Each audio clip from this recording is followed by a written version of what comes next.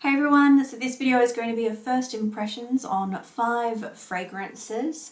If you follow me on Instagram, I recently asked for which perfumes out of a few options that you would prefer me to do first. So these are the 5 winners, and the other 5 will be released in a second part of this type of video as well soon. Recently I did unbox these into ASMR videos, so they're also up on my channel if you're interested in that. But today I'll just be going through my first impressions of these fragrances. It's not going to be a detailed review or anything like that, but if there is a fragrance you would like me to do a review on or a Winter Roses nose for, please let me know in the comments down below. So today I've got some cards cut out. I'll be spraying it onto the cards, giving it a sniff and letting you know what I think. It'll be the first time that I've actually smelt pretty much all of these fragrances. One of them in particular I know you've been waiting for, which is Alien. That did win out of the Alien and Mugler combination. So I'll show you each of the 5 fragrances before I spray them. I'll let you know what the notes are supposed to be, and then I will let you know what I smell from them. So it's just a bit of fun. Just have my cup of tea here as well, which I will drink while I try some fragrances with you. So the first fragrance winner was God is a Woman by Ariana Grande. So that's the box, and this is the bottle here. I only have a small bottle of this one. So I'll read you through what the notes are for this perfume, and then I will spray it and give it a sniff and let you know what I think. So the top notes for this perfume is pear and ambrette, or like a musk scent. The middle notes is orris and Turkish rose, and the base notes are Madagascar vanilla and sandalwood. I'm thinking it's going to be a sweet, musky, powdery with a little bit of fruit at the beginning, but we'll see. So it's the first time I've sprayed it. I've got my little card here.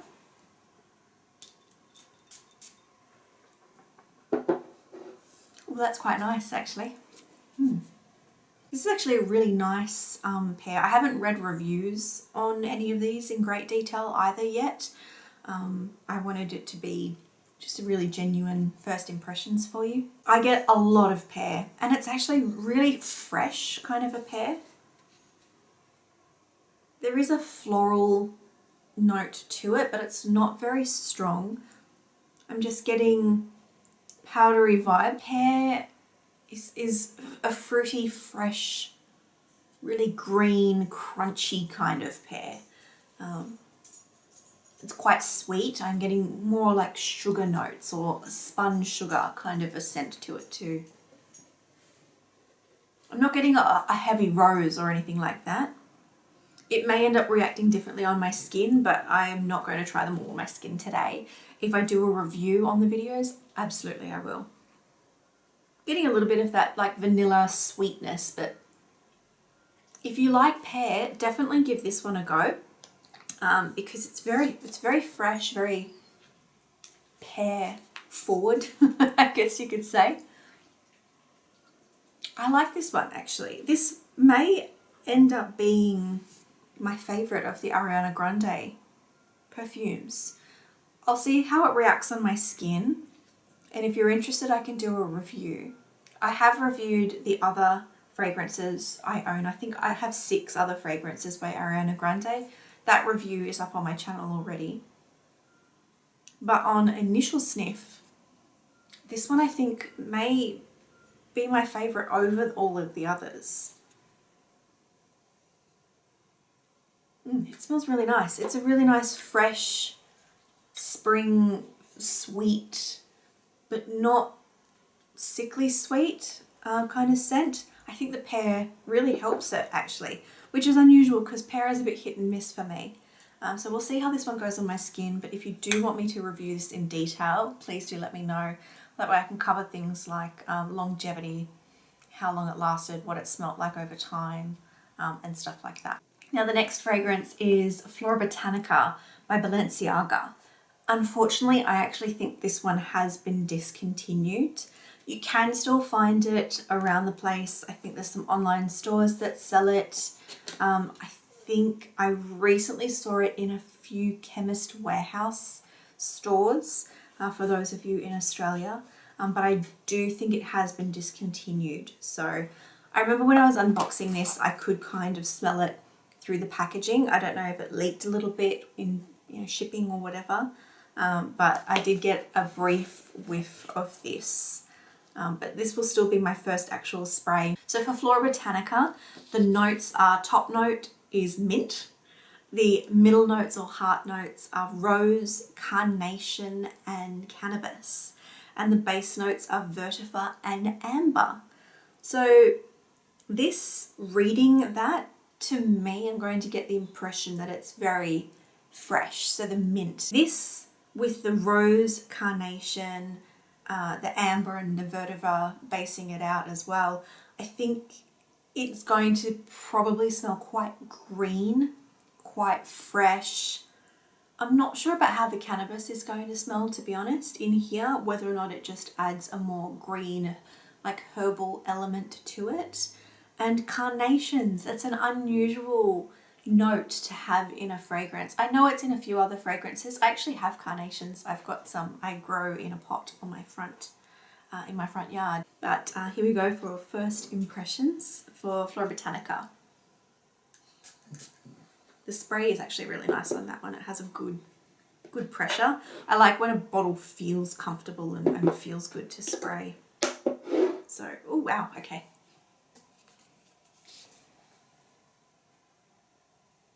It is very clean and very fresh. Surprisingly, I'm not getting a really strong mint scent. So it's not toothpastey or mouthwash like, or chewing gum or anything like that. It's very fresh, very clean, sort of like clean sheets, or you've just gotten out of the shower and you've used a really nice, clean scented body wash. It is very green. It's different, but I like it. It actually smells really nice. I can see why a lot of people like this, particularly as their spring or summer scent. It'll be an interesting one to review. However, I'm in two minds to review perfumes that are discontinued. Because I find it annoying sometimes when I fall in love with the sound of a perfume that's been discontinued, because then I want to go and try to find it, and it becomes increasingly more difficult the longer it's been discontinued for. So let me know if you would be interested in me doing a review on the Florabotanica. And in general, would you mind me doing reviews on fragrances that have been discontinued as single fragrances? Or would you prefer I do a grouped video of discontinued fragrances and kind of do a shortened version of each review, and the longer reviews just leave for perfumes that are currently available? I would really love to hear your feedback to know whether or not that's something you would be interested in. It's a good start so far. So the next one is Dolce&Gabbana, The Only One. Now this was up against Versace Crystal Noir, the Eau de Toilette version, and it was neck and neck. I think they kept competing back and forth for the winner, but eventually Dolce&Gabbana, The Only One, won. This is the Eau de Parfum version for this one. From the notes, it sounded interesting to me. It sounded like something I might enjoy. I think it's going to be very different to the other two that we've tried already today though. So the notes for the Dolce&Gabbana, The Only One Eau de Parfum, are top notes of violet, orange and bergamot, middle notes of coffee, pear, iris, orange blossom and rose, and base notes of caramel, vanilla and patchouli. So if I had to guess, I think it's going to have some floral notes that stand out in there. So the iris, the orange blossom, the rose, the violet. Violet, I do like violet. Sometimes it can lend itself to being a kind of powdery scent. Again, the pear in here, that's interesting. I've got a couple of fragrances that have pear in it at the moment. Coffee. Now coffee you can sometimes smell, sometimes it just blends in with everything else. But caramel and vanilla sound like it's going to make it have a quite sweet or gourmand base to it. First sniff. That one kind of squirted out in the first one, but the second spray was pretty well spread out. This is not what I was expecting from the caramel and coffee notes. This smells familiar to something. For whatever reason, it reminds me of a box of miniatures that I bought in the 90s. I think it was like a Lancome box. It had Tresor in it, like the original Tresor. It smells like the box that I have with all of those fragrances in it. Yeah, there's something about it. It smells like the box, because a couple of the perfumes in that miniatures, I've had it since the 90s, have leaked a little bit into the box, and it just has this kind of felt paper perfume smell. It's not bad. I'm getting, I think it's the violet. The violet is powdery and light and floral, almost makeup-y, which I quite enjoy. And it's coming across a little bit papery. So sometimes I smell, when I'm smelling perfumes, I get like the scent of a book or a newspaper or just cardboard, like that papery scent to it. It's not bad, it's very subtle, it's just almost dusty, powdery. Think those types of things. I do smell the pear again in here. The pear and the orange blossom are kind of giving it a little bit more brightness in the middle. But I'm not getting coffee, at least on the paper. I'm not getting coffee. Not really getting caramel. There is a sweetness, but I wouldn't pick out coffee or caramel or anything like that. The iris and the violet is what's coming out for me, that kind of more powdery, more classic kind of floral scent without rose. I'm not getting the rose a lot either. It's nice. I don't know how often I'll wear it, but I'll have to see how it reacts on my skin. But it's not what I was expecting, so that's interesting. So the next one is one that a lot of you I know have been waiting for. This one was up against Mugler, the Eau de Parfum, and it was interesting because it was quite close at some stage, and then Alien pulled ahead. So it's Mugler's Alien. I've never smelt this before to my recollection, but I remember seeing it. I remember thinking, oh, that's quite a pretty bottle. It's very different. It was very different looking at the time as well. I think it still is. It never spoke to me enough that I wanted to go up and spray it and smell it. The notes on this one, there are 3 notes listed. Top note of jasmine, middle note is woody notes or woodsy notes, and the base note is amber.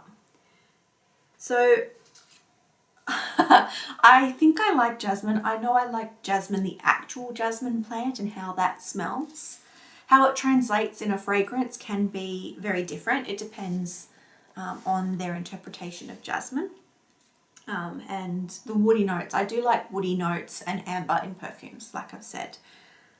I'm nervous to try this one because I don't want to not like it. It's kind of, I really want to spray this and just fall in love with it and really enjoy it. It's a weird emotion.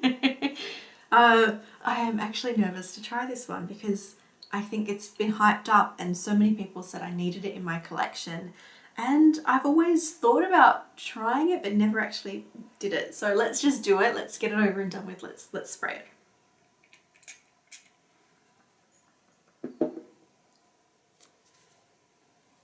Oh, that's different. That's not what I thought it would be. It's not bad. This reminds me of something from Lush. Instantly, there's something that it smells like from a Lush store. This is not what I was expecting. Definitely jasmine, but it's I'm almost getting an aniseed licoricey note. It could be the woody notes.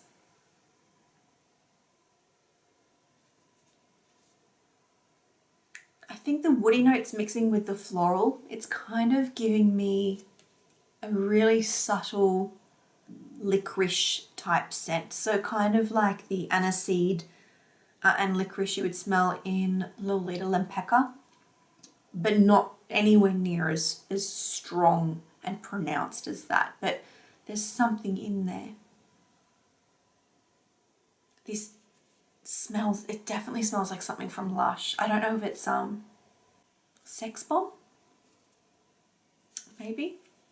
It was a bath bomb. Hollywood. I don't even know if they're still available anymore. We're going back like 15, 16 years. Really strong on the jasmine. Now I can smell the jasmine coming through. That licorice note is not so pronounced, even though it doesn't list licorice in there, but that's just what I was smelling. Now it's just like a jasmine. Okay, not bad. I'll have to see how it goes on my skin. I definitely do want to do a full review on this one. Okay, so the last one. This is the Britney Spears Electric Fantasy Eau de Toilette. Alright, so for this one, I don't know, I kind of always expect anything that says fantasy to smell like the original thing. This one was interesting though, because it has a note that I enjoy that is very hard to find in fragrances. And I was interested to see how they interpreted it. So this Electric Fantasy, top notes are passion fruit, which is the note that I'm interested in, and pink pepper. Middle notes of heliotrope and jasmine. Base notes are benzoin and ambroxan. I do want to do a full review on all of the Britney Spears fragrances that I have. And I think a lot of the ones that I own are still available as well. So if you do want that, let me know. I know a couple of you have commented before that it is something you're interested in. So it's certainly something that I'm planning on doing. So first impressions. Okay, so the pump took a while to prime, I guess you could say. That's very fruity. So what a perfume to end on. It's very, very light, happy and fun. Okay, I still smell the DNA, you can call it, of fantasy. If you told me this is a Britney Spears perfume, I'd say that makes sense. Yep, that makes absolute sense. The passion fruit is wonderful in this perfume. It's so tropical. So it's that really tart kind of passion fruit, almost like, you know, raspberries, that kind of tartness to it. It's tropical. It's almost, I'm getting Escada vibes. Yeah, that's actually quite nice. Very tropical. If I had to describe it, I would describe it as tropical. You've got the fruitiness in there, you've got slight florals in there, but overall it is giving me tropical vibes, which I could really use right now. So that's it. Those are the first 5 fragrances for my first impressions. The second part I will be filming and will be up on my channel soon as well. If you have any questions about these particular perfumes, please do let me know. And if you want an in-depth review on any of these so far, please do let me know as well. I'd also like to know, like I said before, are you interested in seeing in-depth reviews on perfumes that have been discontinued, or would you prefer me to group them together and just do a discontinued perfumes kind of review? That way I don't do an in-depth review for a scent that you might not be able to get a hold of anymore. I would like to know your feedback on that because it is something that would then kind of inform whether or not I film certain fragrances in detail, or I focus on more the current fragrances. So I would love to hear your feedback. It would really, really be helpful for me if you could leave a comment below and let me know your thoughts. But like always, I hope you're having a fantastic day, morning or afternoon, whatever it may be, wherever you are. And I will see you all in my next video. Bye for now.